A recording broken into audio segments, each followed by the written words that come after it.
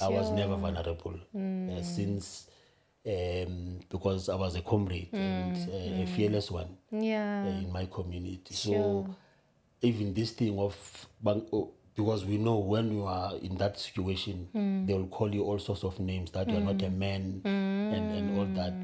With me, I don't think there was someone with courage. Welcome to Hands of Grace podcast.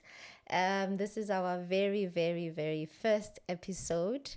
The last episode I did was an introduction of the show. What is it that is about? So, Hands of Grace is a podcast that is focusing on healing, where healing begins with faith. This is a sacred space of healing, hope, and restoration. And we speak life into broken places and just remind each other for that God is still a healer. And the base scripture for our podcast is found in the book of 1 Peter chapter 4, verses 8. And it reads, "Above all, love each other deeply, because love covers a multitude of sin." So we know that love covers a multitude of sin. This suggests that genuine love leads to forgiveness, leads to compassion and patience, helping to heal and helping to heal what has happened to you, helping you to forgive. You know, I think in my journey, I have discovered that love is able to cover a multitude of sin. And if you love people, then you are able to love them back and you are able to heal them back. And for us, this is the base scripture for this, to say love covers a multitude of sin. And that is the base scripture of our podcast. So today I am honored with an honorable guest. Today is my very first time having a guest on my show. I am so honored and so blessed. Honestly, I don't think I would have imagined Prof Mbulelo being my first guest, but I really believe that God has a greater plan, and I'm so honored to have him as a guest. So he is my first guest. Yay! Welcome. Professor Mbulelo is a well-known humanitarian. He's a leader. He's got an extensive CV. I am going to give it back to him to formally introduce himself. But I'm just going to read what I have written about him, and then I will hand it over to him to formally introduce himself. So Professor Mbulelo is a survivor. He's a theologian. He's a human rights activist, advocate, and a faith leader whose journey from trauma to triumph continues to inspire many people across Africa and beyond. He is an author of a well-known book, Dignity in the Darkness, a work that speaks of the soul, those who have walked through the journey of pain and emerged with purpose. Professor Mbulelo is a vice chair of the International Network of the Religious Leaders living with or personally affected by HIV and AIDS, and he plays a pivotal role in mobilizing faith communities to confront the stigma, gender-based violence, and injustices. He's got a long, extensive CV. There's so much. This is what I have written: from surviving childhood trauma and poverty to becoming a global voice for healing and justice. Professor Mbulelo Dyasi's story is one of grace, courage, and unwavering faith. So I'm going to hand it over to him. Professor Mbulelo, thank you so much for honoring us. Yes. Thank you for being a guest. Welcome to Hands of Grace, and I will just hand it over to you to formally introduce yourself. Yes, thank you so much. I really appreciate this opportunity. And greetings to our viewers at home.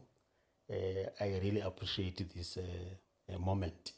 And thanks to chaplaincy, medical and community chaplaincy, where I'm coming from as a deputy chair of the board, and I'm also the national director of Sanarela. Sanarela is a network of religious leaders living and personally affected by HIV, and I'm also the national convener of Boys and Men's Parliament under the banner of Better Men for Tomorrow, championed by Deputy President of the Republic. I'm a family man. I have two girls. Omunye sebenza, omunye is still at university, and I have a grandson. I'm a married man, and I love my wife. Amen. She has been a pillar, life in for more than 20 years. Yeah, though over the years she became a spiritual caregiver empilweni yami due to health conditions engiphila nazo, but we'll talk about that as isikhathi sihamba. I'm grateful ukuba khona kule ndawo and ngibonga uNkulunkulu for these opportunities.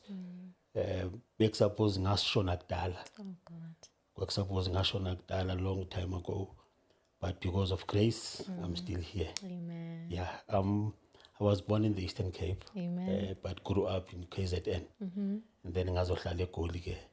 Yeah.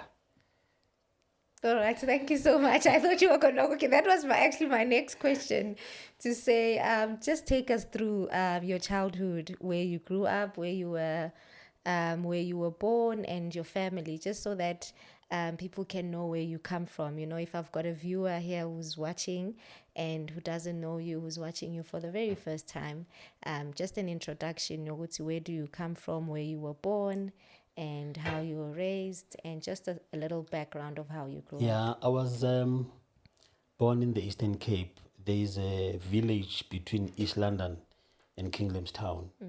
It's called Elita Township. I'm from there. I was born in that area. It's not far from Berlin Farms. So I'm from that area. I was born in the 70s. I'm not a 2000.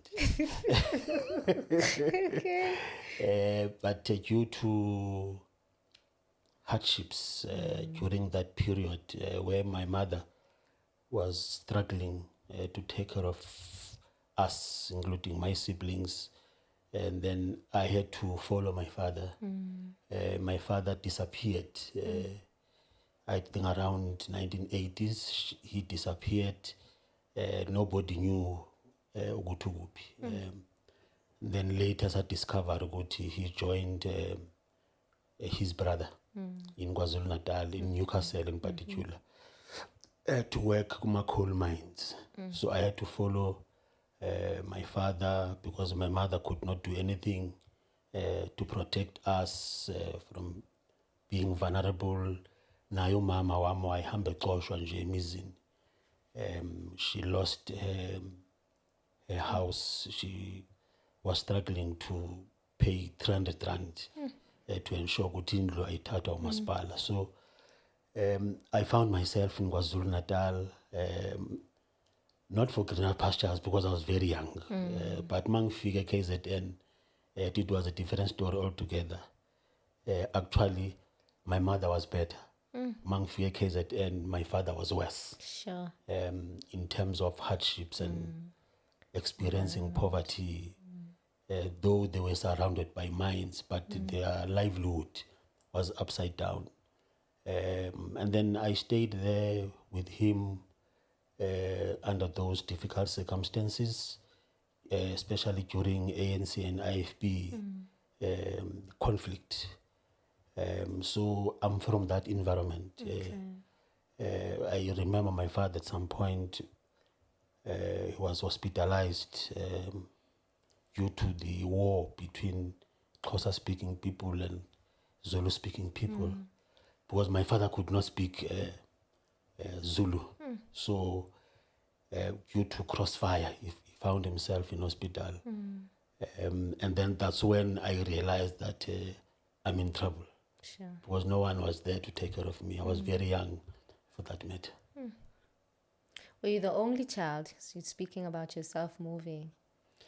Yeah, that is why sometimes I feel like I was trafficked. You were Because trafficked. that's the feeling. Because I was not even aware ukuthi ngifike kanjani eKZN. I was very young, and but they wanted better life for me. But mangifika lapha, there's no better life. children. But I left my two sisters behind. Okay. Unolthando, may her soul rest in peace, and Novoiswa, Osaphilayo ke, my sister.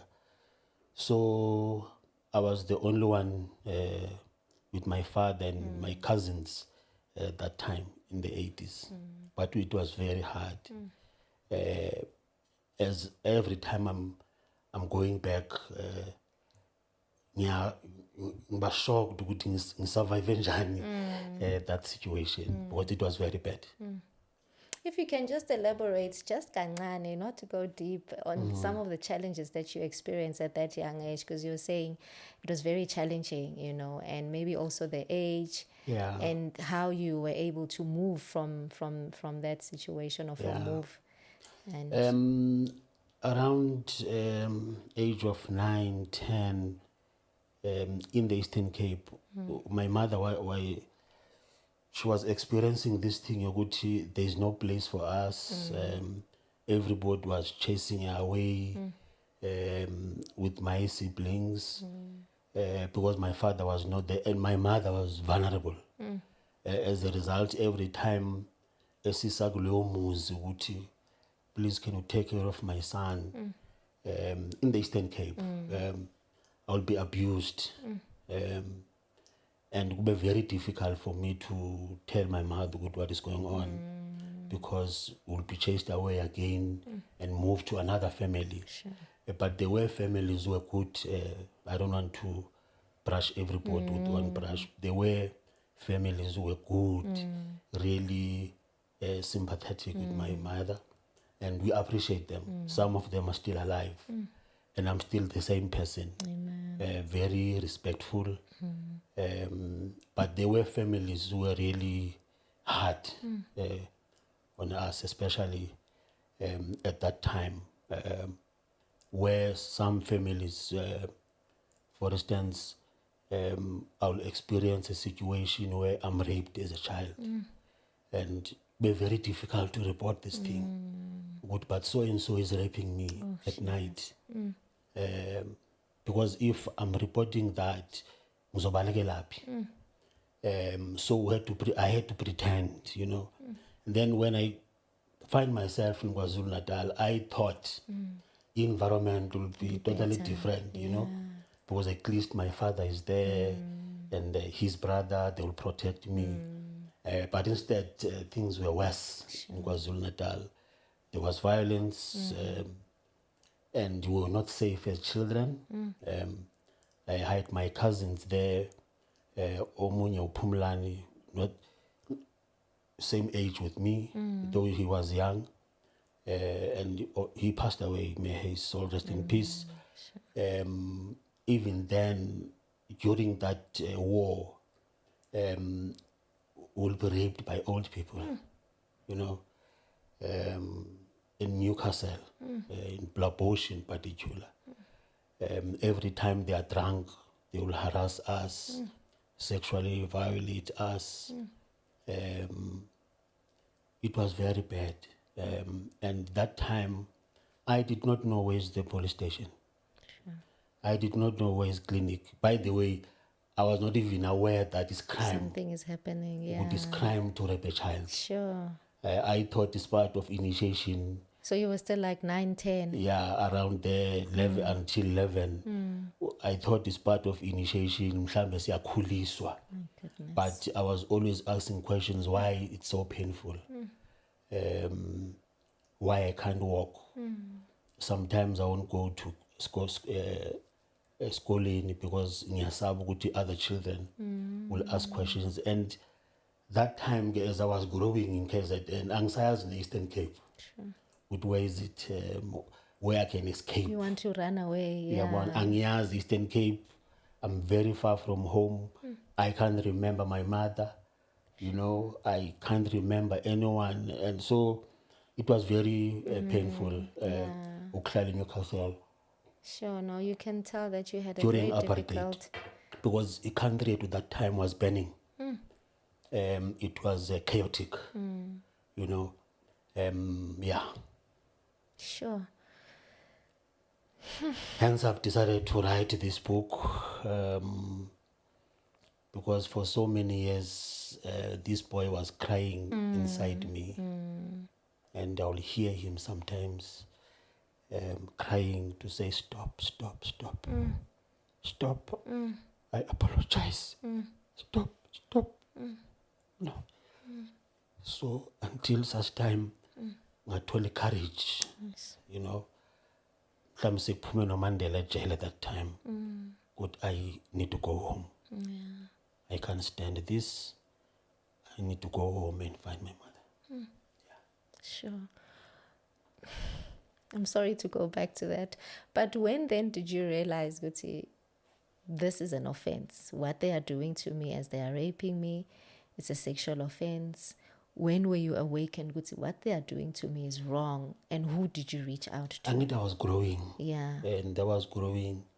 And my father was hopeless. You know, he was an alcoholic. And there was a period where my father was eating from the dustbins. Sure. And I thought, seqale mhlambe maybe ungabi right in terms of mental health. But ngizoyibona ukuthi this thing is deeper now when I started to eat with him from dustbins. Sure. You know, I realized that this is not life.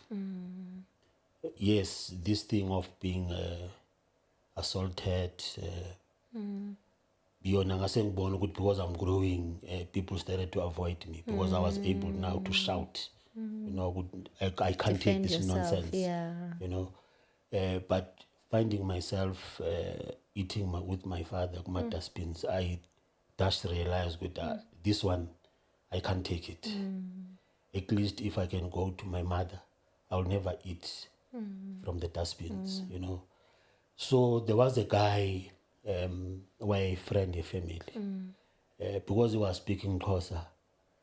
So I thought he's the relevant person to talk to. Bambiza Umncedisi. I forgot his surname. I've tried to Google this guy for many years, you know. But I'm sure same Dala Manja. I get on Facebook. Yeah, but that guy, I started to tell him what is going on. And then instead, he taught us politics. Sure. He taught us politics, how to survive certain things. Like more like I became, it was like I'm becoming a child soldier. Because this guy will collect us and teach us politics, why you must free ourselves, you know. So the other day I told him, good like how everybody's about drinking a weekend. And I'm thinking of taking money from them when they're sleeping and use that money to go back Go home. home, yeah. Yeah, well. So I plan, I say too, good, you know what? There's no any other way. I don't care good things are feeling. I need to leave this place. With him. With or without him. Okay. You know, sengimdalanyana ngalesa sikhathi like 15, Okay. 17 ngithi hayi ngiyahamba manje mina. So the other day everybody was drunk ekhaya as usual. And bese bengithishe nokwenza utywala manje kunolo butywala lobo benziwa nge-pineapple bread and mix and dry yeast. So bese bengithishe even how to manufacture that thing. So I was also drinking that thing manje as a child. Yeah. Because be only mechanism, coping mechanism enginoyisebenzisa to forget about certain things. So I plan to put this thing. I think for 3 weeks, planning how are we going to do this thing. And in between is teaching us politics about Mandela and everybody else. Singazazi nalezo zinto Hey, thina. so ngena ku politics nje. Yeah. And then at night, because imhlobo i-radio Xhosa at that time, yayingaphumi kuma-radio, iphuma around 12 o'clock in the evening. So I always listening stereo, ngimamele isiXhosa, because also I wanted to update myself with what is happening at home. So finally, sasesha wonke umuntu elele. Ngayithola imali. Ngalesa sikhathi angiyazi nokuthi imalini le ngithatha ngifuna nje ukufika ekhaya. So ngayithola imali wangiphelezela around 3 a.m. in the morning. And we walked from Blabush to town. Sure. And then sayithola ibus to Durban. Then wangilayeza kubantu abadala inside the bus, please take care of this boy. Actually, we are at Transkei. Sure. Because he thought I'm from Transkei. Yeah. But no, I'm not from Transkei, I'm from Ciskei. Now issue manje was passport. I don't have passport. It's during apartheid. So ngayithola ibus to East London. So ngakhokha ebhasini ngathi good shot. Ngayithola ibus from Durban to East London. Then masingene eTranskei now kufuneka passport. I don't have this thing, and they will arrest me. The police will arrest me. So omunye umama wangifaka phansi kwesitulo. Wow. Yabona wangembesa ngefleece. Wangifaka phakathi kwamathanga ukuthi ngingabonakali, yabona. And then yadlula ke ibus emaphoyiseni to East London. Then in East London ngabuza ukuthi where is King Lamstown. And then King Lamstown zawuthatha itaxi to Elita Township. So that's how I managed to escape from KZN. Then I was told lately, good day, they were looking for me and they were ready to kill me and all that. But me now what matters was that I'm at home. But very interesting, I found my mother a West Nile. Sure. In my family, I well off, but I did not know about these things of being cursed. Zange ngifike low level of thinking would maybe what a cursed family was going on here.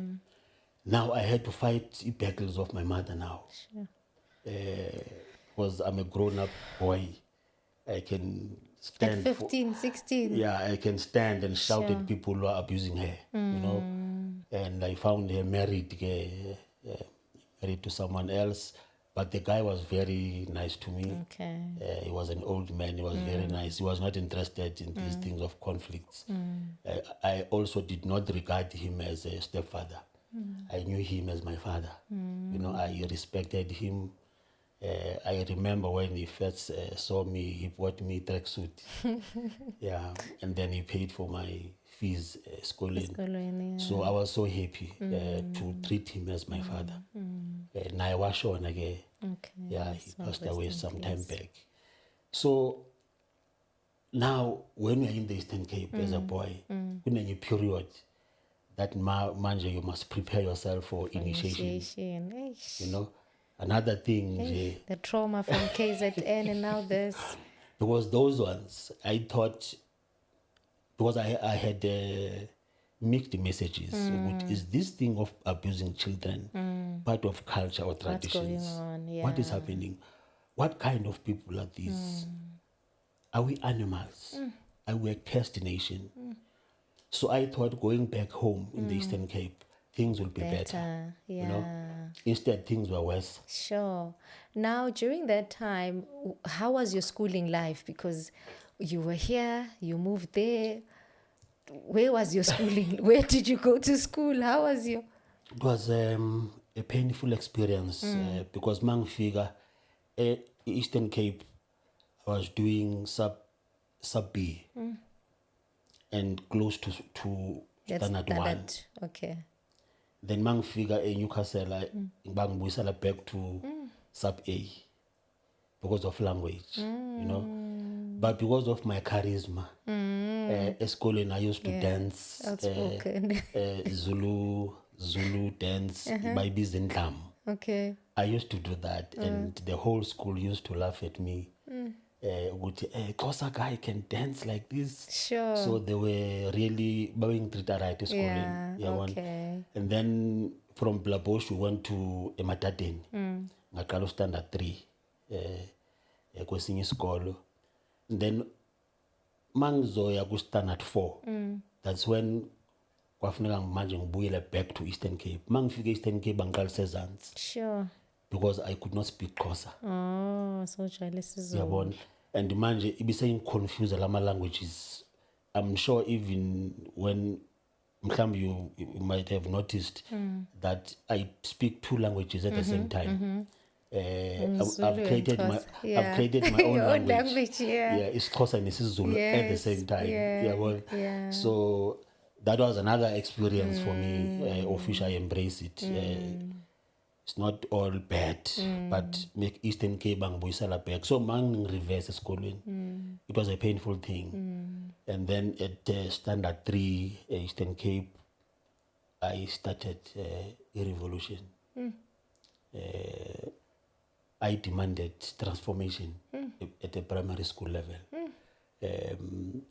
I remember I went to principal's office because I grew up as an angry person. I was I very can imagine. angry. I wanted to say that, I was yeah. very angry as a boy. And bengayithatha nonsense. Benginenye anger nje very strange. Didn't deal with And your issues. now I could not explain why I'm always angry with everybody. So I went to principal's office. I told him that I'm calling a meeting outside of all these students. And I want him to come and preside over that meeting. I want Commander. the students to appoint me as a chairperson Sure. of the SRC. I want SRC here. So from standard 3, I became a chairperson in SRC. Wow. And now I'm a standard 5, could not Look up to understand you. ukuthi This young boy. why this boy Yeah. is sangapa nangapa, you know. And then I started to tell them, ukuthi la I'm demanding a break at 10 o'clock. And we're abolishing corporal punishment. It was before the discussions about corporal punishment. Tina, we demanded at the primary school. Sure. We were banning this thing. And the teachers thought we were joking. So I remember my class teacher wanted to beat me in a cane. Langa emuva. Then I stopped her. That you'll never beat me. You can try that to your children. And then she wanted to understand, who are you to tell me? And I said, but your kids are not here. Bafunde town. And at town, I'm sure Ababa abuse like this. Why are you abusing us? So I said to her, if you beat me again, I'm gonna kill you. And then she realized that I meant business. So I was this young warrior, Hey. you know. Then I started to join COSAS at that level. I joined COSAS and ANC Youth League. So you were born a leader. You just had that leadership ability inside of you. But I realized that those things were actually helping me. I must be protected. Protecting yourself. Yeah. Because no one, I was untouchable because I was serving in those structures.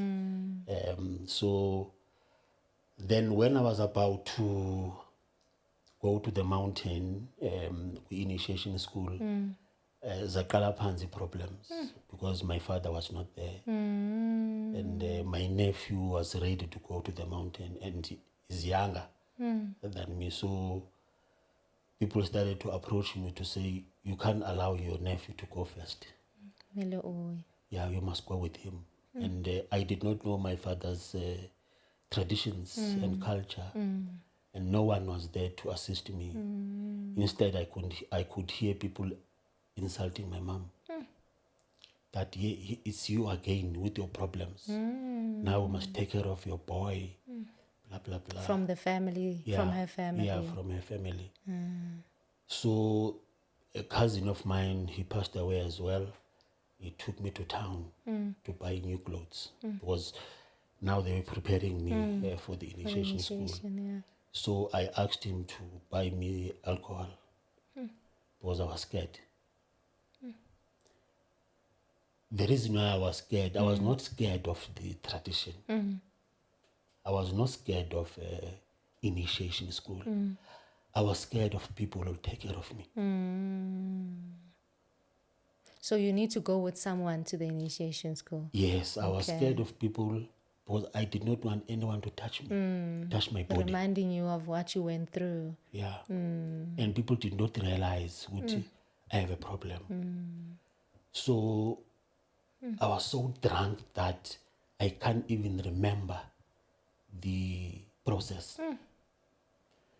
You were numbing it. Yeah.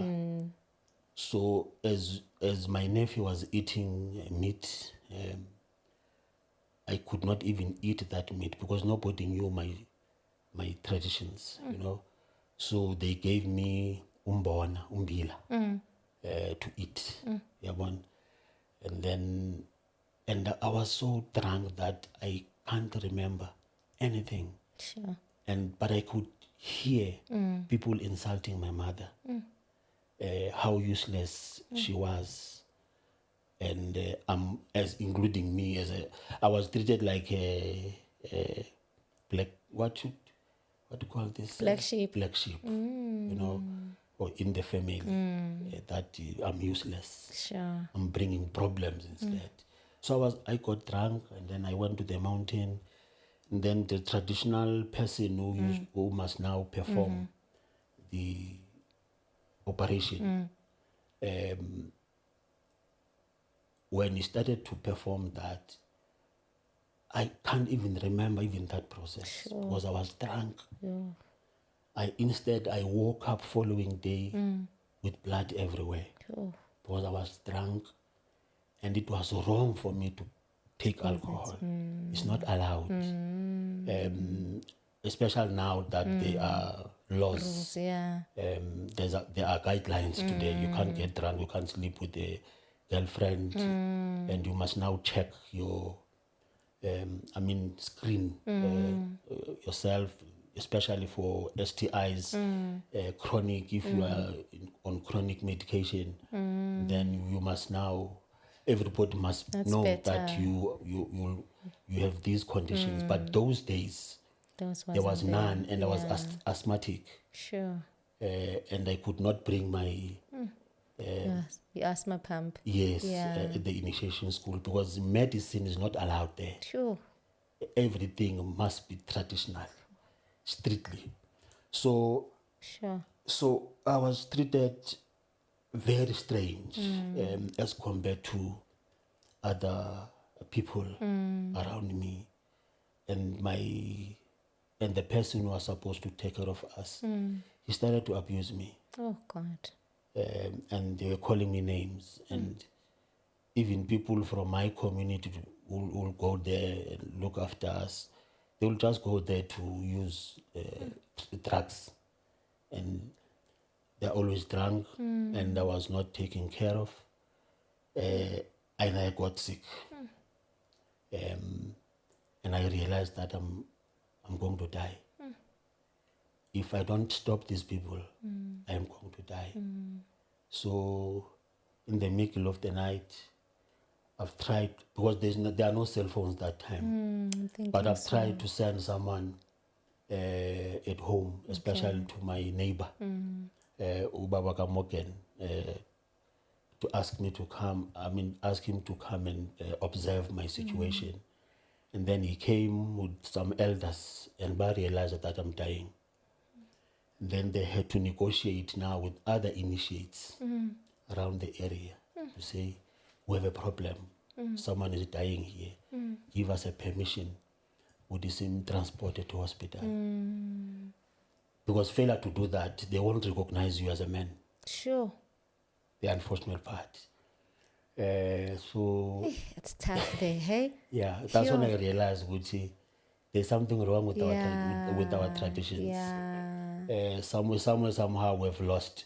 I'm so happy that now there's rules and regulations in place to make it safer. Because and now there are traditional leaders who are now custodians of this very same tradition. So I found myself at ICU in Cecilia Makiwan Hospital, lonely, because I was angry. Yeah, I'm thinking so. From all the trauma. I was very angry. Sure. And I called a press conference. Yeah.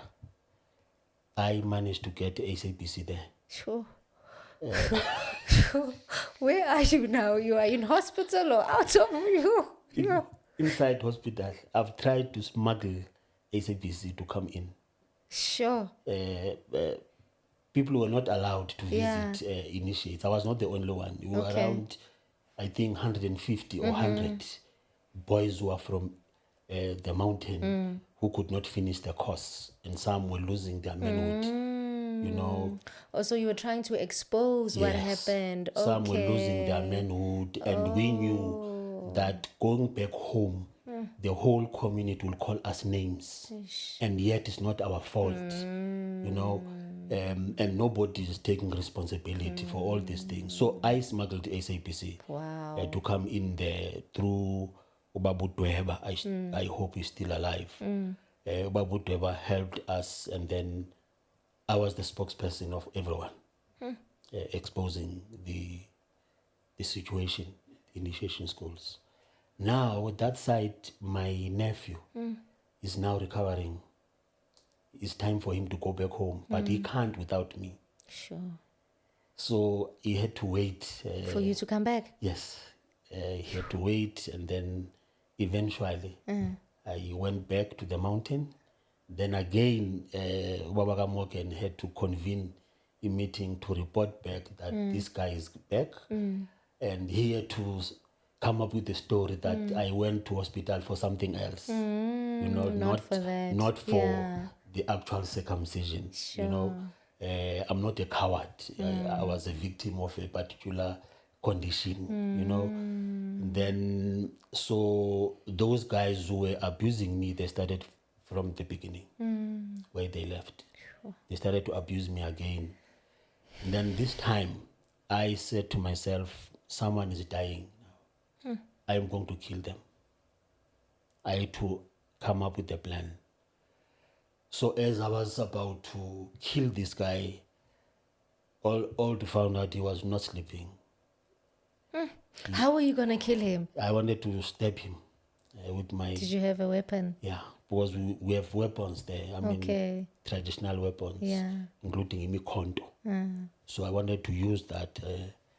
But we woke up, and then he started to shout at me, appealing that I must recover. He's with me, and he apologized that there was a misunderstanding and all that. Then we went back home, Mgidini. There is something called Mgidi, and I was treated right because my comrades came to see me. I wanted to say, good, you had your caucus now. Yeah. My comrades came to protect me. I was never vulnerable since, because I was a comrade and a fearless one Yeah. in my community. Sure. So even this thing of because we know when you are in that situation, they will call you all sorts of names that you are not a man and all that. With me, I don't think there was someone with courage to say I'm not a Say man, that, yeah. because I was ready to fight back. So I was very active in the ANC League. I was always surrounded by old people, old comrades, attending serious meetings with mayors. So I grew up in the struggle, understanding politics, understanding the mindset of people. So I started to challenge the norms, community norms, to say this can't be correct. I started to challenge traditions, that this can't be our tradition. I started to challenge serious matters, exposing sexual violence against boys. I started to now You're get advocating involved. for it Yes, now. at a very yeah. early age. And then around standard 7, standard 8, I started to travel the world, Sure. representing South Africa. Wow. And I remember I even failed some grades. Now your focus was Because on my focus traveling, was elsewhere. advocating, And I was not even interested in school. to study amuba, Ish. those useless things, amuba and that useless biology. Okay. I was not Abuba. interested because my mind was now liberated. Especially when I visit some countries, I was always asking myself, what kind of education Are we is that getting thing? there? Yeah. You know, because other countries, Sure. kids at the age of 17 already is in They are being exposed. also university at the age of 17. But now you leave Matric high at school 18. or matric 25. You know, so I started to understand, good, no man, that one is bound to education. Our system is not transformed. So I started to explore life and understanding of literacy. Okay. I started to travel and attending complex matters. You know, I remember even grade 11, I started to teach history. Is it? Yeah, in my own classroom. Wow. Telling even the teacher how to do it. Okay. Wow. Okay. So you were born a leader. So I was that Yeah. person. You know, taking I initiative. always refused which someone must impose or instill. So do you believe the sexual offense that you had gone through helped you to become strong and bold and stand up for yourself? I think so, because my issue was that what kind of a society is this? And I could hear old people blaming white people about our behavior. And I was like, it's not possible. It's not. Yes, apartheid created some divisions, you know, created laws to suppress our people. We lost so many freedom fighters, including Abo Steve Biko. So I was trying to understand, Guti, this can't be black people. I've traveled the world. I met black people who are not from Africa, who don't even know where is Africa, and their behavior is different. What is wrong with us? What is the impact of this apartheid psychologically now? So I was digging deep. But unfortunately, some of these experiences affected my personal life because I was not a girlfriend person. Okay. I chose alcohol. Makes sense, yeah. I chose alcohol because I was surrounded by elders. I was always Who are drunk as well. so I was always using them to access alcohol free. So and my peers could not even come closer to me. You know? So I can confirm that that experience growing up being abused by foolish people impacted my life. There were girlfriends at school who tried, but my relationships even last because I was less interested. Instead, when I bored, you know, this thing about accountable to someone else, it was not me. Yeah. Why you did not come to my home yesterday? Why you did not call? Call me. I was not interested in those things. I wanted to grow and take care of myself and be selfish. That it's about this body now, and I want to recover. But I was suspicious that I would become somebody. I was suspicious. There's something different about me. Even at home as a boy, I started attending meetings with family Elders, yeah. and making sense during Sure. those Family meetings, yeah. So as you are traveling, where's your mom? Because remember you said your mom was in poverty. I've decided not to disturb her. Okay. I did not want to interfere. I wanted her To have peace, okay. have peace because I knew if I'm going to join her, Yeah. I'm going to notice even small things. And then my stepfather had a problem. Yeah. Because, for instance, I could not stand somebody who's shouting at my mom for whatever reasons. So I've decided, let me stay away from these people and start to ukuhlala nogogo because kwakunogogo. I'm sure umbonile kule Yes, ncwadi, I did. kwakunogogo wami, uMampele. She was very close to us as abazukulu. So ngathi, you know what, let me stay with my grandmother. Yeah. Naye grandmother was experiencing things ukuthi every time ubizwe esikolweni kuthiwa ngumoshile. Uyabona ngithi ngikhipha isikole. Uyabona ngisabantwana kwitoyitoyi. So bold. Uyabona. So she was attending those things. But masifika endlini uMampela athi you are right. Supporting you. Okay. Yeah, so I've decided not to bother my mom. Yeah, okay. I've decided not to bother her. All right. So was there then a time where you actually dealt with what you went through? Because seems like you put it at the back of your mind and you just continued with life. Remember that time we knew nothing about psychologists Sure. and counseling. Yeah. Yeah, we have a tavern Pause. and get one case a beer, drink that, and start talking to your peers and cry.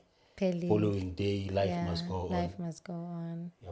Sure. Yeah, but I've tried my level best to use that experience, you kulela everywhere, to say I can learn something from this experience. And I will remember a particular family, they took care of me.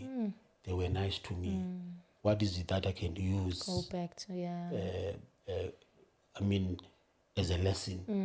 And then in Pinning, I was abused by this family. But what is a lesson that I can use? And I always say, those ones treated me unfairly, bang abused, and I can't do that to another human being. You know, so ngisebenze ama tactics are different to cope. Yeah. to cope. Yeah. Oh, that's such a transformational life. So from then on, you were part of the ANC Youth League. At some point after 94, I remember I was very active. I even know Nelson Mandela personally. Wow. Yeah. Okay. We used to move around communities, speak about placards, Okay. and on Anno Mandela. Others will put PAC president Clarence Makwetu, and they look alike, you know. So that vibe, young Caesar as well, abantu bang notice there is leadership here. Okay. But after elections, 1994, I've decided to stop politicking. I was not comfortable. Okay. Because corruption started. I remember I was a ward committee. Sure. I was elected a ward committee. So, and I was responsible for human settlement. We call it housing today. Yeah. But now I had a problem. I'm going to talk about houses, but I don't have it. And my mom to tell him cooking. You know, does not make sense. For that, yeah. Ngizothini ebantwini. Mabethi una indlu wena sositshela ngezindlu. Usebenza khona, yebo. So ngabona ukuthi man no umthetho esiusebenzisayo to govern ward committees is upside down. We're not empowered. But we go to communities like it's like a trap. So I resign immediately. That I can't be part of this. That, yeah, and then just before Siphume matric, I started to introduce Sanka. Okay. School because we had issues with the alcohol. But I went to Sangha not to report my problem. I said to Sangha, come to our school and train us on alcoholism and drugs. Wow. But I knew that I'll be a beneficiary. Use it for your good as well. That's good. So Sangha trained us as teenagers against drugs. So I was excited, and then Usanka introduced us to a number of organizations. Wow. To earn something. Sure. From high school. I don't know this thing of being employed in my life. I don't even know the definition of being unemployed.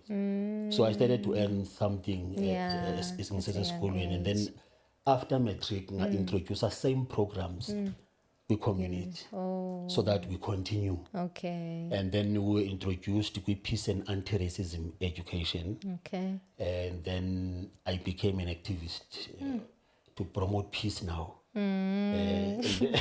After everything you've gone through. Yeah, that's when I started to get benefits counseling. Yeah, okay. Yeah. Now, because you're part of the community, you can see. Yes. And there's also a difference, especially when you partake in the community, you can see the difference, and you want to make a change as well. Yeah. So, I'm peace activist, making peace, and establish peace clubs in different schools across the country. Wow. Not only in my community. Okay. I started to travel, Eastern Cape, yeah. knowing ezinye provinces, you know, and I was elected as the Deputy Secretary General of Peace Clubs Wow. in South Africa. Sure. Nganikwa a mandate of coordinating peace camps on Robben Island. You know? Okay. Wow. Yeah, and my mother knew nothing about these things, Of including my course. family. Yeah. I'm not always at home. Yeah, you I'm are too busy. busy. Yes. I was even too busy for other people's problems, especially my family. You know, so running those programs, baqala notice ukuthi there is leadership. Yeah, there's something different about you. Yes, Yeah. and then nganominated to a peace mission on in UK. Wow. Yes, Okay. Northern Ireland. Yeah. So that was your first international trip. Yeah, bekune conflict laphayana between the Republicans and Britain. Roman Catholic Church, Saint Fane. So, and the United Nations was part of that mission. So as young people, we went there to study how to manage and facilitate conflicts. You know, serious stuff. Not this thing, Yokulama Tavern, serious stuff. You said you had such an intrigued mind, so diverse and inquisitive. Yeah. Yeah, So interesting. in Northern Ireland, we visit NGOs of young people, how to run an NGO as a young person. Yourself, not to depend on old people. Yeah, you wanted to behind the do it scenes. yourself. Yes. Yeah. So, and then after we came back, and I was already married at that time. Okay.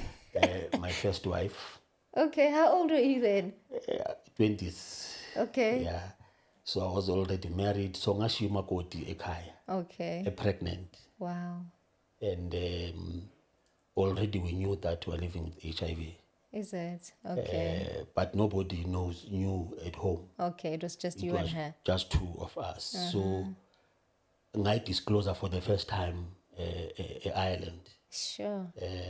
We colleague Yamunominki Yekane, who was our coordinator at that time. I'm going through this thing and I'm scared that I'm going to die. And I was very angry now. After so many years fighting for my rights, fighting with umuntu or positive about Activist, everything. yeah. What is going on now? But even before I went to Northern Ireland, I bengizwa ukuthi kunama talks ema-tavern ukuthi Mbulelo is going to die, ufunani kule ingane, but kune-rumors about HIV. But ngalesa sikhathi mina I knew nothing about HIV. Sure. So how did you find out? Oh, Because through of the a child. wife. Oh. Because of a child. Sure. Ukuthi hey, So then you went to get bring tested your as well. husband. Yeah. Yabona? Okay. But bring your husband, there's Yeah. a problem. Because you must take care of this child, both yeah, of make you. sure ukuthi, yeah. Yabona, and he must be there for you because you'll be going through stuff. So we went there a clinic, sa counselor, so itu ngatestwa nam Yeah. bangithola ukuthi I'm also living with HIV. Okay. And then, but I was scared of talking about the issue until the trip in Northern Ireland. Okay. Mangibuya, because there were organizations in Northern Ireland, in Belfast, the word came of young people living with HIV. So bang inspire. Yabona ke let me put it this way, abelungu abas attend izinto the way thina senza ngakhona. There was no stigma there. It's young people are Made you running feel their own comfortable. issues. You know? Yeah. And I was asking myself, what is wrong with blacks? Ish. Naba abanye abantu are whites living with HIV and it's young people and there are no issues. Baziphethe kahle, and some of them are bank managers. You know, they're living with HIV but they're bank managers. So mangibuya, engabuya nginenyongo mina. Hayi ngikwatile ngaya straight eradweni. Hayi ngaya straight eradweni mina ku-SABC radio. Yeah. Disclosure ukuthi I'm living with HIV Sure. and this is my life. On national radio. Yes, kanti kuqala ukushuba My because I was goodness. supposed to talk to my wife first, Yeah. and I forgot. So what was your intention of going there and disclosing? I was scared. Yeah. I was scared, and I wanted people must know it is not my fault. You were removing the shame and Yes, yeah. you know. Angifuni ukufihla, I don't want to hide it. Yes, Yeah. and nobody must blame me. It's not Yes. my fault, you know. And also, bese ngifunde some few Okay, things okay. Europe. So I was like, this can't be our fault as black people as well. Why are we hiding Okay. this thing HIV? Why are we so afraid of talking about our lives? And then in mistake, Eish. I forgot to talk to Involve my the wife first. And then she was Phew. stigmatized Eish. so badly. I can imagine. And may her soul rest in peace. Oh man. But Sure. fortunately, I apologized 5 years later. Okay. Yeah, I'm not a stubborn person. Yeah. I apologized for 5 that. years later, and she forgave me. Okay. And we became friends. Oh, we thank God for that. Yeah, and that time, it was hard. Yeah, I was wanting to say that with HIV and AIDS was such a bad thing that time. Yeah. It's as if when you got Even- it, uzofa, and you know, even Christians, it's were yeah, not- you hide away from it. You Oh. know, it wasn't easy to talk about it. So I can imagine going on national radio and Yeah. declaring your status. Yeah. Yo, I'm sure. Even how did your family react? Your mother? Yes, my mother was, she was experiencing hard time because her sisters were fighting with her with why she's allowing me to embarrass the family. Naye ngazi ukuthi where she must start. Sure. And now there were accusations against my wife that time. Ukuthi uyajola and all that. Possible even that child is not mine. Yayizinto ezazingibhora nalezo mina, and I wanted to fight everyone, protect her and all that. Unfortunately, something terrible happened. My wife that time received divorce papers From yourself? from me. Yeah. But the signature was not mine. The signature was from someone else with the very same name. Is it? Yes. And then sabizwa kwi family meeting to come and explain. Explain, yeah. And then I went there alone first, and I told them it's not me. Yeah, so there was a misunderstanding. I told them it's not me, and I'm willing to prove it's not me. And then because of HIV, by twister, that I want to run away. Because of that. Yabona? Sure. Yeah, twist as a family, ukuthi I'm trying to run away. You're blaming your wife. Mina ngabiza SABC. Sorry. Ngabiza SABC to come and investigate. Sure. I can't take blame for something I don't know. Nama newspapers came, City Press, Daily Dispatch, to prove, but investigate, but discovered that there is another Mbulelo Dyasi in Cape Town. And that Mbulelo Dyasi is not able to get married because with system, Kutwa is married already. Yabon, they seven the same ID number. Whew. So it too. Wow. So, but media managed to get hold of him. Sure. And I was it was not intentional. He wanted to reclaim his life. You know. Then Home Affairs issued a letter from DG's office. Was that time, you know, Yeah, I wanted to say it was good that you connected. had connections. I can even call somebody from the highest level. That helped so you DG actually. issued a letter with DG of Home Affairs. And that I wanted to sue Home Affairs. It's just that I did not have courage. I'm getting rich today. Yeah. So Home Affairs issued the letter to say no, it was an ID mixed up. Yeah. Bashara is same number, same ID number. So that guy was issued a new ID number. Okay. number. Yeah, explain what you're saying, a mistake, this thing. But parents but continue on a conspiracy. I did it. You know. You mean your family? Both sides. Okay. So, and my brain was starting to shut down. Then I attempted to commit suicide. Sure. ngobunye ubusuku nje, and we were arguing. With your wife. Yeah, we were arguing. Yeah, one so to, yeah, blaming each other. By the way, those things are natural. Conflict is natural, and I'm not inviting activists to start a case against me. Yeah. I'm sharing my story. I'm different from their husbands. I talk about these things openly, Yeah. you know. So, wafuna my neighbor to come and rescue, and already ngangisengisentambeni bedroom, so bangithula ke, and I was reprimanded by community members. Yeah, but I must take responsibility. I must not do these things. And then I apologized, and then that was it. So you felt ending your life was better? Yeah, because my brain was tired. People don't understand, Guti, you don't just commit suicide overnight. Yeah, you plan it. Kukuba nama phases. Yes, Until the brain is shut it down. that's true. When the brain is shutting down, nobody can convince you otherwise. Because already your system is collapsing. Abantu who are committing suicide, abai uyozihenga be normal. Basuke be abnormal. And everything is not working. Sure. So that was the situation for me. But because of attacks, you know, I've decided to divorce her. But let me do this thing right. Because I also want to reclaim my life. I want my life back. I can't be explaining myself on newspapers all the time as if I'm a news person, you know, and I'm enjoying headlines. So I've decided to end your relationship here too.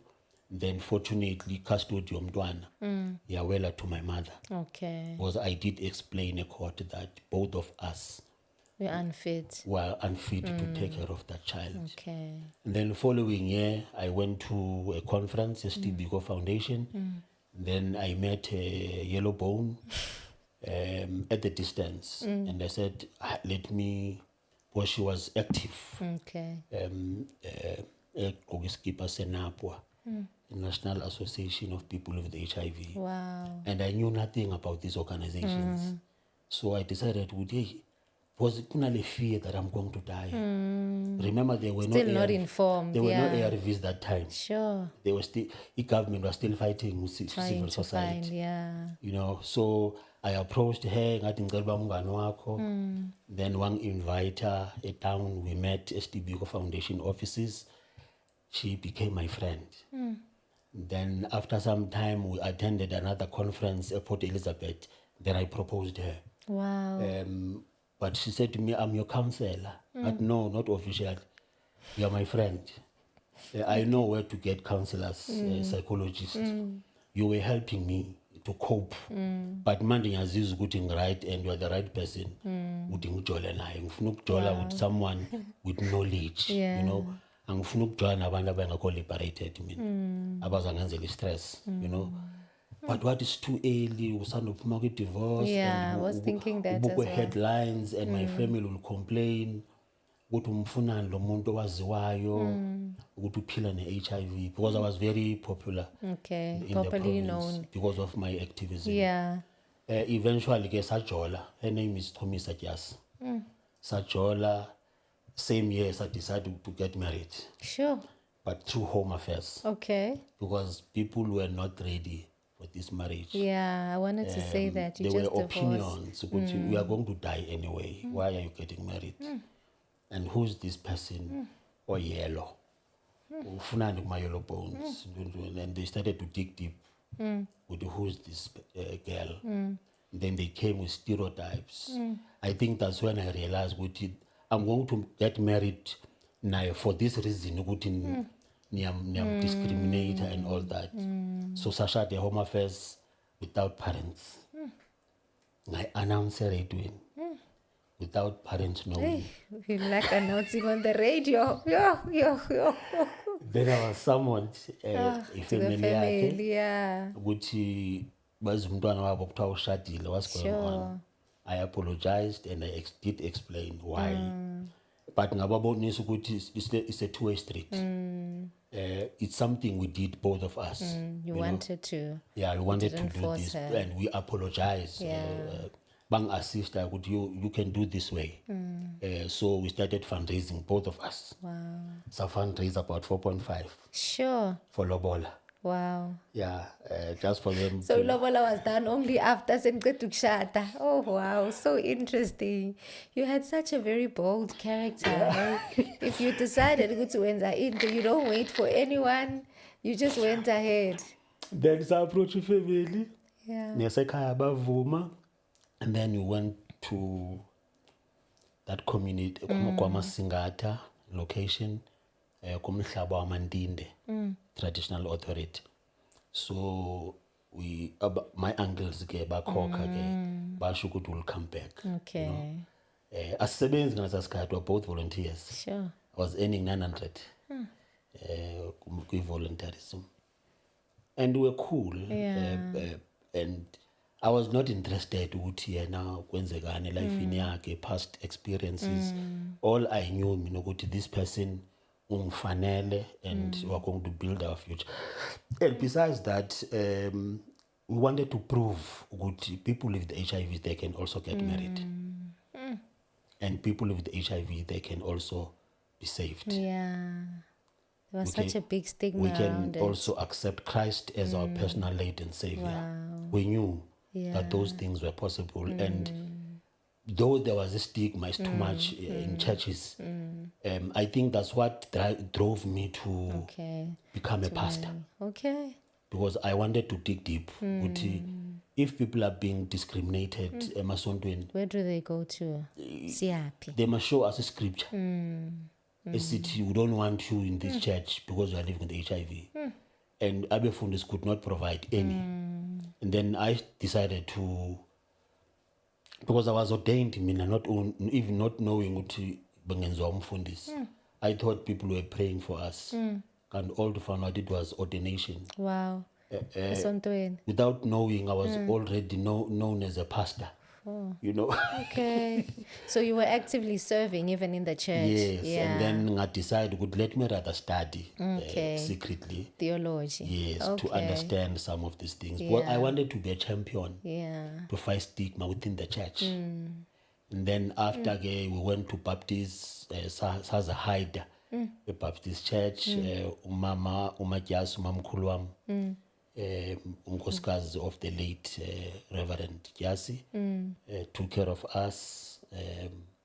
Sahlala kwakhe, she introduced me to Christ. Ngaqala to understand the salvation, and we became strong spiritually. And lapho manje there was besingasafuni ukuziprove to anybody. So you know now iqiniso, yes, you know the and truth then and the saqala word. ukuvangela, both of us attending churches. And then some churches manje just started to invite me. Come to Kunalo speak. mzalwane osindisiwe but une-HIV. Sure. But bebengayibizi HIV but une-AIDS.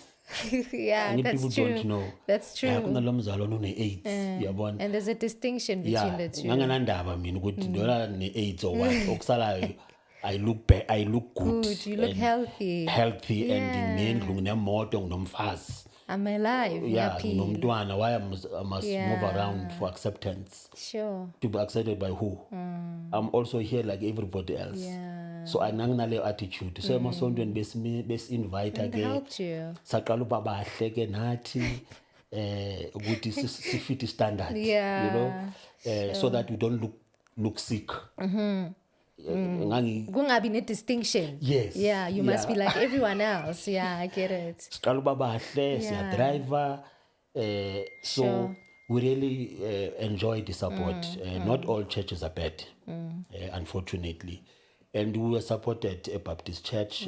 I really appreciate that church, Nase Methodist church. And then fast forward, we became activists. Sure. Zangempela Such manje. an incredible We journey. became activities zangempela, sanenyongo, even to open doors Yeah. ezingavuliki. Wow. You know, and we studied, we were both pastors. Pastors, yeah. Yeah. then until I introduce her to a number of Christian studies. Okay. Studied some of these things, and then manning promote from here, and then I became this person I am today. Unfortunately, HIV akusiyo yodwa eyang attack life in ngaku separation With your wife? with the very same wife, the second one. Okay. What happened? Are you notorious, God? Okay, what happened? Hey, besilwa man ngezinto ezingenamsebenzi as useless, you know. But what I like about both of us, our disagreements as a result ekuthenini silwe physical. Siyakwazi ukunegotiate. You know what? We need break from each other. So that we don't find ourselves in a situation yokuthi abusane. So separate about a year, if not 2. Like as in divorce or just decided? Separation. Okay, good. So we're going our separate ways. Ngaqala ukujola. Okay. Because my mind concluded ukuthi siyohlukana. You know. And you're a pastor that time? Yes. Okay. And I was drinking alcohol. Very heavy. Due to stress related. Ngane depression. Yeah. And then I found myself esibhedlele like goli kanti ngine-diabetes. Sure. You know, it-triggerishwe ilento ukuba depressed. Depression. Yeah. Ngase ICU. Were you leading a church then, or you were just okay? Saying, because I decided, you know what, because of our separation, I can't lead people. I will never make sense with That's good. Oh, when I'm going that. through some stuff. Yes, And sure. I can confirm with that time, God ran away from us. I could not feel God. Yeah. I used to feel the Holy Spirit. I'm not sure about other people. I used to feel the Holy Spirit even when I engage uNkulunkulu. I used to get response within 24 hours. Not this thing of 5 years. Yeah. Within 24 hours uNkulunkulu ebe respond. But during that period year separation, uNkulunkulu could not respond. And I knew that I was at fault. Something is wrong, yeah. And I was not blaming my wife, I was blaming myself that I'm part of this chaos. Okay. Ngajola, nomjolo sangulunge. Sure. One expectations. Yeah. And then I was on radio. Umama my girlfriend ngangizwile radio and what, you can't marry that man. It was fakile stigma. So yaphela naleyo ngathi no, I want my wife back. Oh. And then I started to God search had a way, yeah. Yeah, I started to search her. Angamthola, ngamdivorce. Divorcer. Yes, ngamdivorce. Ngamthola, ama-lawyers amthola, sahlala phansi avumelana ukuthi let's divorce. But the divorce court, babe shocked ukuthi you came here laughing, holding each other's hands. Why are you divorcing? Yeah. You know, sa divorce ke sohlukana. Then fast forward, saphinde sahlangana again as friends. Sa decide let's try again. Sure. Let's try again. Fortunately, divorce yet was not public. Azange si publicized. Yes. So it's that only helped, it's yeah. only families knew Our that we have a problem. Okay. Yeah. Unfortunately, mina ngambed mouth ekhaya. Ngambed mouth ekhaya abamfuna. That's the painful part. Yalento zama couples. Separation, yeah. Because we talk bad about other partners. Masifike awukhulumi ngebehavior yakho. Because ekhaya could not tell them ukuthi I'm a participant in this whole thing. So bazonda yena. Aish. So masibuyelana manje decide ukushada again. Now I must go back and convince my family ukuthi actually love her, accept her. Ngiyamthanda lo muntu. Nami I was at fault, you know. Yes. But saphinde sathandana again, sa move on, but diabetic manje. Sure. And my wife had to attend manje nama courses to understand my system. Diabetics, yes. yeah. Okay. Then ngathola epilepsy. But ke ngithabathe uye ke Sure. epilepsy. It's My not, it's not goodness. epilepsy. So your health was really challenged, hey? So many sicknesses, so many illnesses. And then manje i-diabetes yangifaka nema hypertension. Ngaqala uba wrong nje ukuthi ngakwazi nokufocus. I lost my jobs because I was not focusing. Bangenzise yini bayibizani konje le nto appraisals emsebenzini kanti bafuna i-reason Yokuthi bakhiphe. yokuthi Yeah, bangikhiphele dismiss you. ngaphandle bangidismisse yeah. But I was active. I was active because I was elected as a Secretary General. Sure. And I was also managing Brothers for Life in South Africa.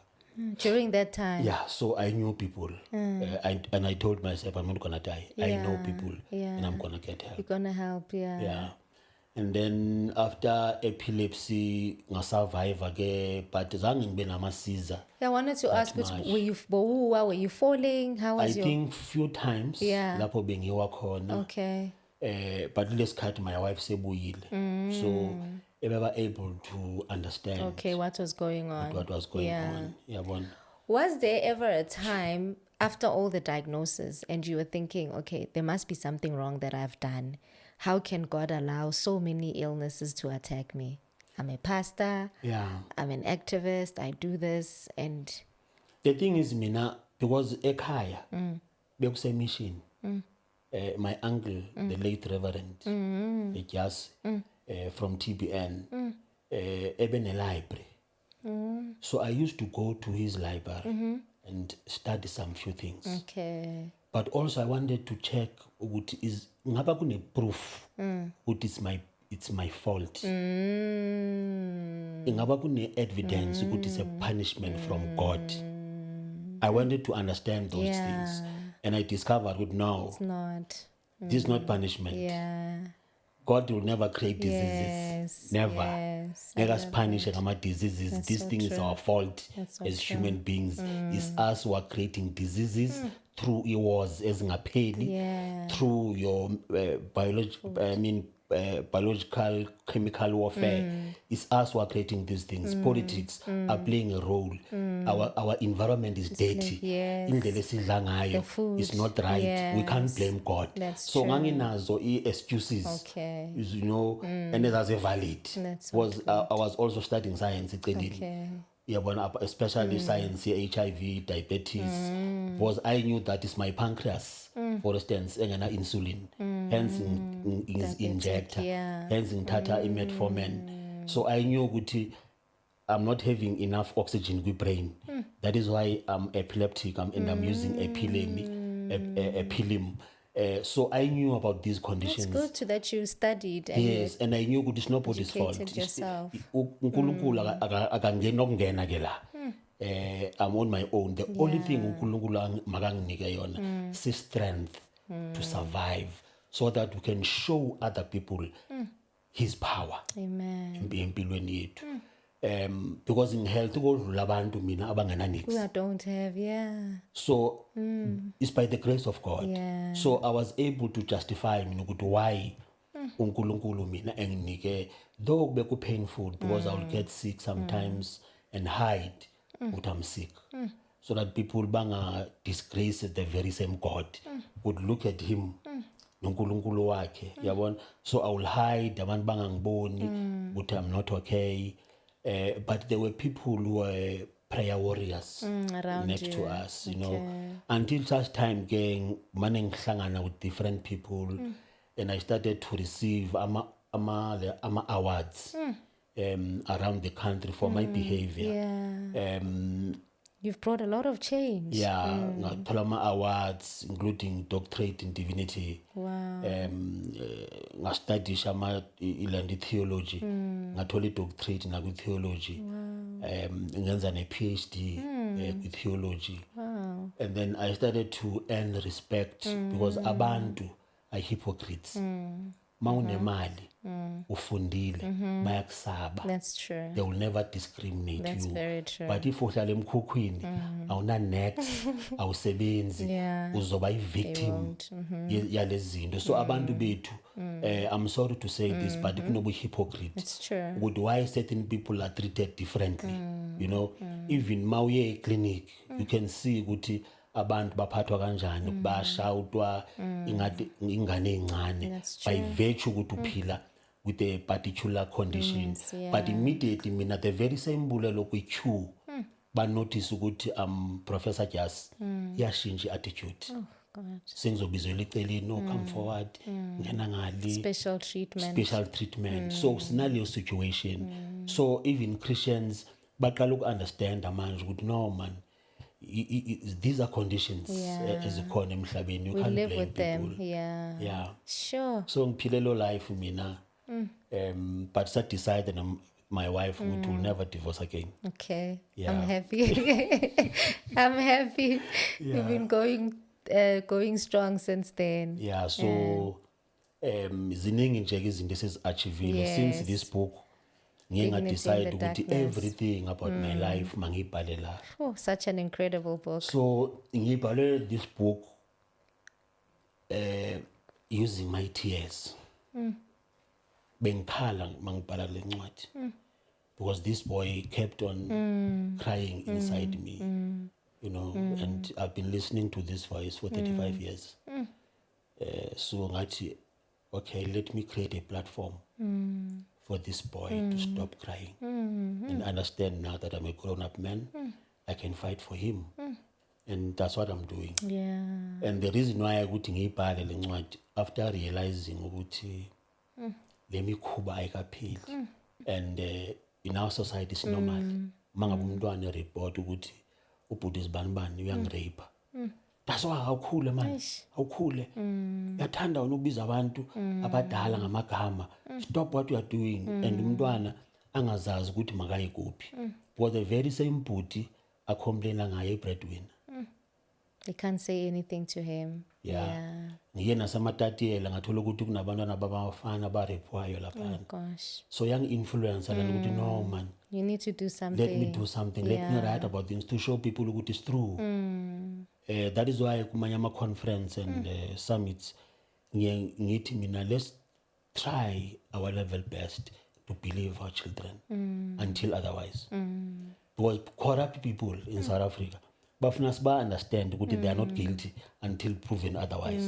Let's do the same with the kids. With our kids. Let's believe them until proven otherwise. Yeah. So ngibhalile about this boy and I can confirm ukuthi he's okay now. He's okay. Ngikhulumile everything he wanted me to talk about. I have no regrets. And I don't care even if people this thing can backfire this book. But why now? Angithi kunalezo zinto eSouth Africa. After so many years. Ethi umuntu ngarechwa ngo-1972 kube why now? Doesn't matter. I don't care about those things. Sharing Man. about I was a it child. now. I Yeah. did not have courage. Yes. There was no way I can protect myself at that level. Now is the right time. Now is the right Yes. time. I have power. I have control. Yes. I can also stand before the nation and say this thing is true and it's happening. And failure to do that, inkinga esabanayo South Africa, sizoba nama-leaders that are wounded. Look at how Africa injani manje. All our leaders in Africa, most yabo, are ex-soldier. I mean, child soldiers. Most yabo. How do you expect those things to lead society? If Ne-anger. anger, that is why they're able to kill Haven't each other. dealt, So in South Africa, we cannot allow this thing to continue. Because failure to stop this thing, sizoba nabantwana abazosilida aba very angry. You know, sexual violence cannot be our culture. Sexual violence, even killing lesbians and killing lesbian women, killing sex workers, gay men, that cannot be our culture. Is portrayed as people or animals outside there, international. Would know there's something wrong with Africa, and I believe this continent is not cursed. There's just something wrong with us, and we need to change this culture of violence with society. So, ngifake yonke into lana, and fortunately, I don't only talk about my stresses. I also do provide solutions. Yes. I do explain what is diabetes. I do explain what is HIV. Yes. What is circumcision. Yes. What is marriage. Such a good book. Yes. Yeah, I finished it within a day. I usually take time to read books, but I could not put this book down. I read it and I finished it. I'm like, this is a good book. Yeah. Yeah, I advocate I for it. even told my wife, which I won't say bad things about her. Angibhalanga le ncwadi to embarrass people. Yes. Ngibhale It's le to ncwadi educate. Yeah. to heal myself. Oh, Jesus. I have written this book to heal myself and those around me, you know, so that I'm a better person, and I'm a better person. Ingane zami zazi ukuthi is safe around me. I'm not a monster, and there are men outside there now who are embracing This.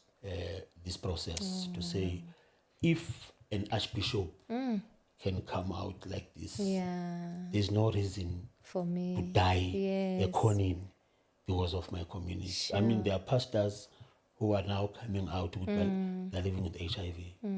Unfortunately, kunomunye wang approach ukuthi uphila ne-HIV and usabe isonto.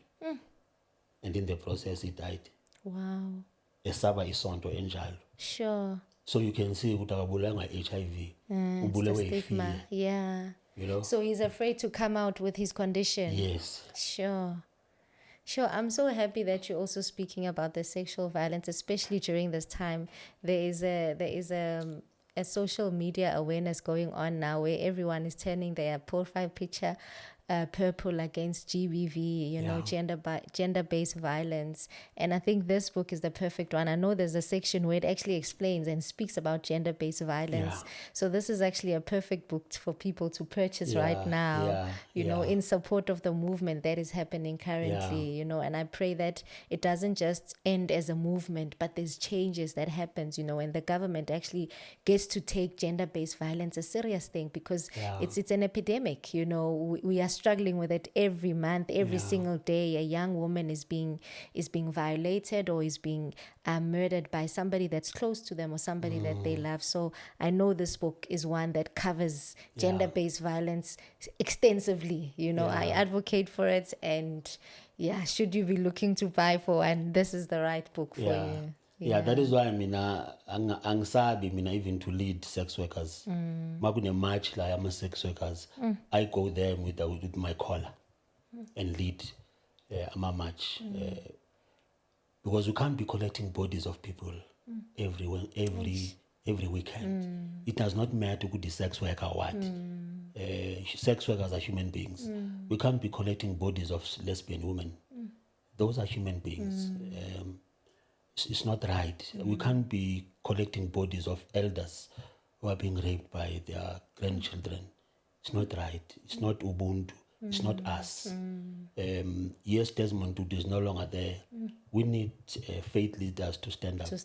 That is why I'm Mama Macy, our chaplain general, our CEO, because unesibindi. Unesibindi, and uyangikhuthaza mina ukuthi I must talk about these things. Unlike ezinye indawo bengihamba kuzo ukuthi hey ungakhulumi ngalezi zinto zakho ngelana. Try to hide it. Yeah, ngithi mina I prefer ukushiya isonto. This is my life. So ever since ngajoin i-chaplains bangitrain as a chaplain, ngithole ikhaya lokuthi ngingasabi ukukhuluma ngempilo yami and assist so other liberating people. Yeah. I also felt the same way. Nami, I had this season where I was hiding, I was living under shame. But since I joined the chaplaincy, I was so liberated. I found so much freedom. You know, I'm not afraid of speaking, and I'm saying, Man kuluma, it's my truth, it's my story. There's nothing wrong with it. You accept it or you don't accept it, but that's my truth. And it's so different from the religious system, you know, the religious church. I found a different place, like, and it's home, you know, and there's no other place like that. And mina ngiyakwazi nale uniform ye chaplaincy uyigqoka anyway, ngayigqoka Thailand with pride, you know, this is who I am. So I really appreciate chaplaincy, especially spiritual clinic. Because I'm vulnerable with my own stuff. Because so unfortunately, lama conditions do affect my mental health. That's true. I don't want to pretend. I don't want people to think that I'm a superman. I'm not. I'm also vulnerable. That is why I'm always with my wife everywhere I go. Because she knows, this man is your man, niyamthanda. But actually, this person can collapse anytime. Yeah, I need to take care of him. Sure, may God bless her. So, sometimes being here at my hotels, attend my meetings, ngibona ukuthi my peers and colleagues are irritated that I'm bringing my wife in a hotel. And I knew that she was driving me because I could not drive sometimes. And I knew ukuthi lo muntu uzongigada because lezi zinto zimane zivele ebusuku, for instance. I'm also suffering from peripheral neuropathy. Inyawo zami kuba ne-problem at night. I can't even go to my bed.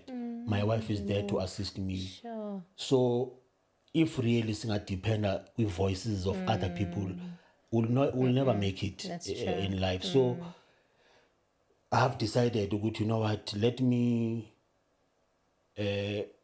prioritize my well-being. So important. I must prioritize my relationship with Christ. Oh, so I important. must prioritize my family because those people surrounded me, they will take care of my legacy.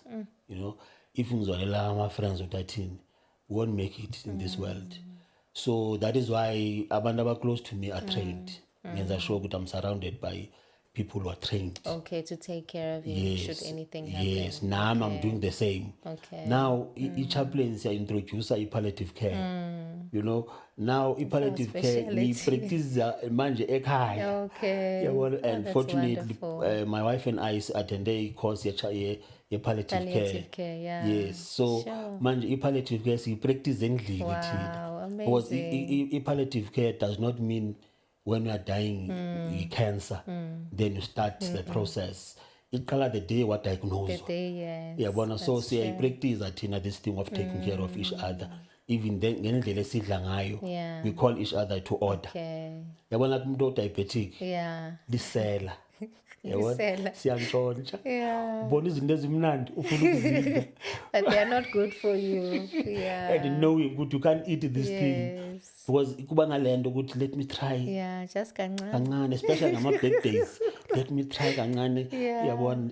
And all that. That is why I don't even abuse alcohol. It's not because of religion. I'm taking care of myself. Taking care of yeah. yourself. So that's the journey Sure. prepared ukuthi ngizoyihamba, and I'm writing another book. Oh, wow.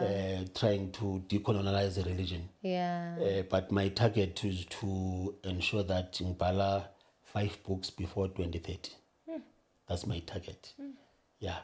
Because in 2030, some of these conditions, including HIV, is having a life-threatening condition. That's true. Yeah. That's true. Fortunately, sekune-mijovo manje available. Yeah, there is true. So there's progress. Yeah, things are getting better. Yeah. Medicine And is I'm praying for cure. I'm tired. Yes, that's true. I'm tired of these diseases.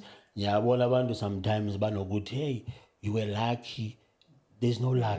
It's just grace. No, there's no luck. It's grace, and I don't. Fortunately, I don't. I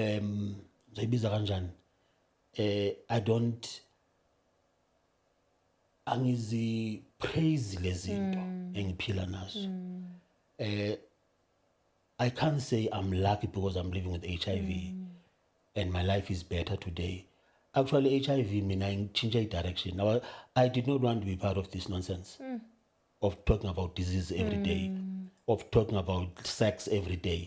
That was not my line. My line was totally different today. I wanted to be an advocate of peace at international level, and I was very close to participate around the world, war zones, fixing conflicts, running clinics around the world. That was my mission. And then I found myself with this HIV young change direction. So I'm not glorifying HIV.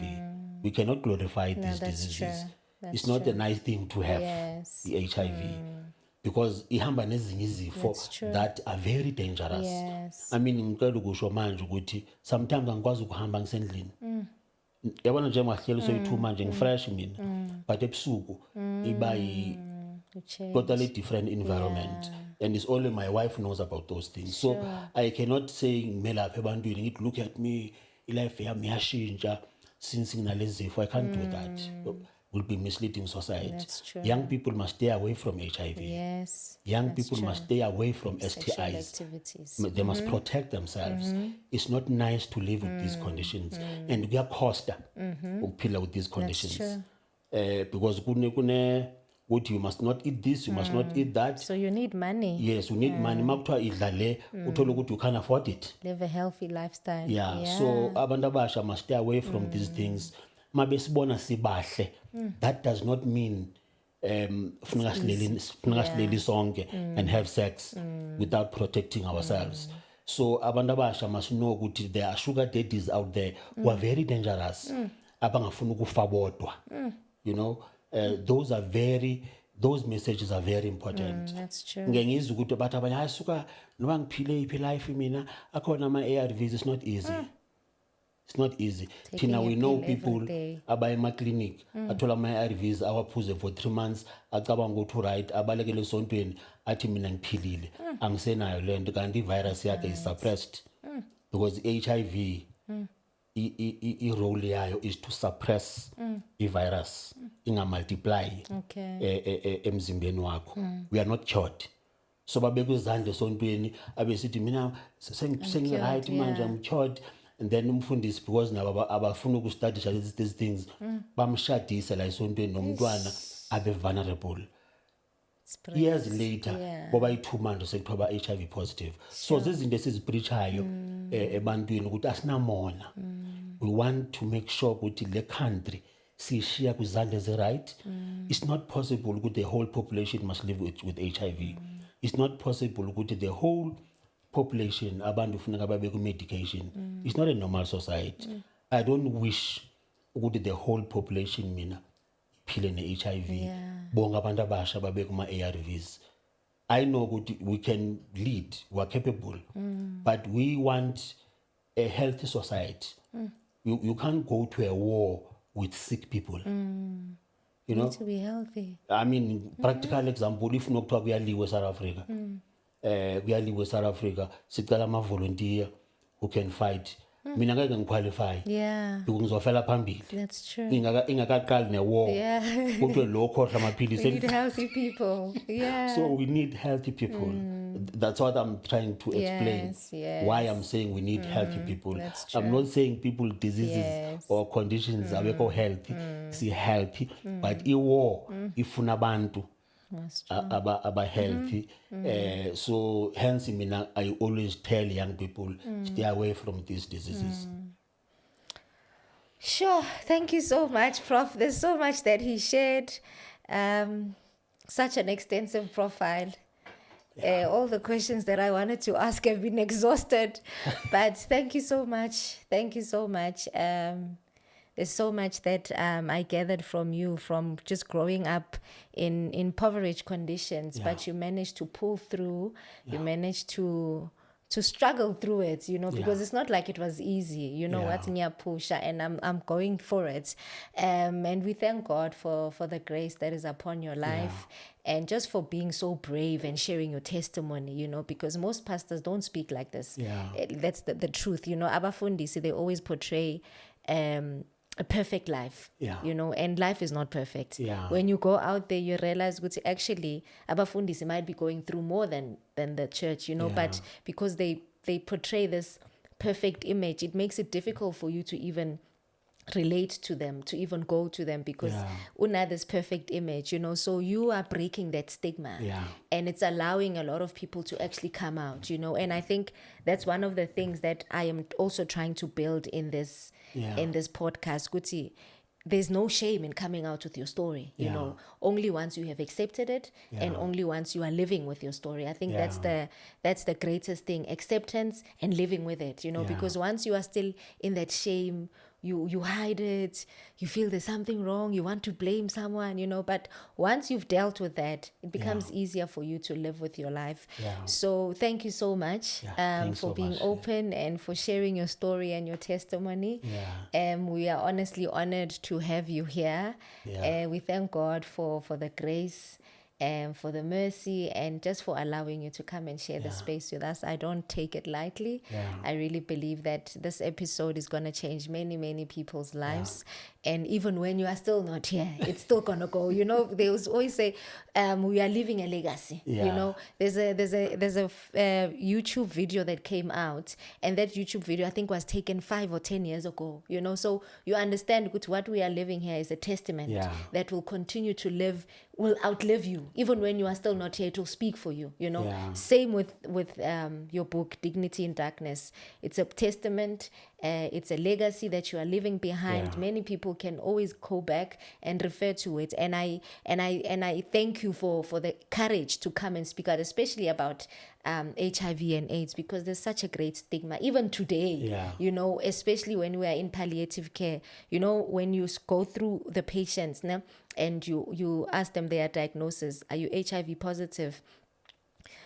The person before us, it becomes like, yes, positive, yes. You know, so we are born to see there's still that fear, that stigma, you know. So I'm very grateful to have you here, and for you to just enlighten people. But there's no shame in it.